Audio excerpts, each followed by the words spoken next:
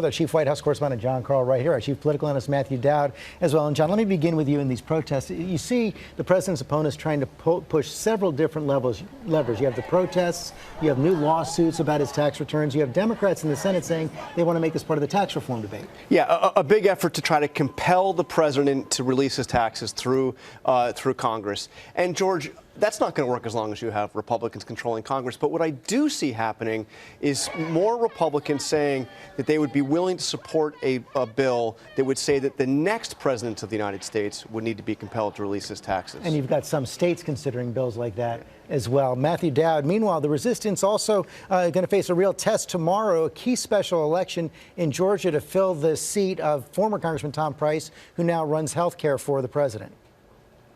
Well, yeah, and we've had one already, George, as you know, the special election in Kansas, so the Republican won. The Democrat overperformed by 20 points in a district that is very Republican. It was a canary in a coal mine that the Republicans needed to beware.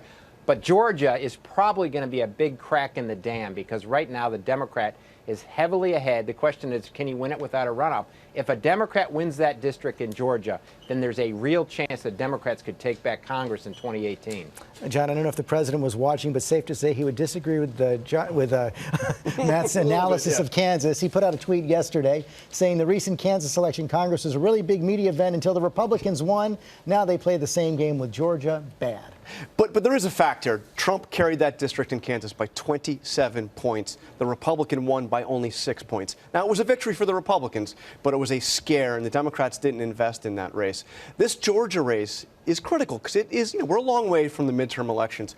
But if the Democrats can win that, that is the kind of race they need to win to retake Congress. It's an indicator they could. But the flip side is also true. If they can't win in Georgia, it's a Republican district, but it's a more narrowly Republican district, then they're going to have a tough time winning control of Congress. And, Matt, meantime, this all comes up against the backdrop of these foreign crises. You've seen the strike on Syria, that strike on Afghanistan as well, and the saber rattling with Korea.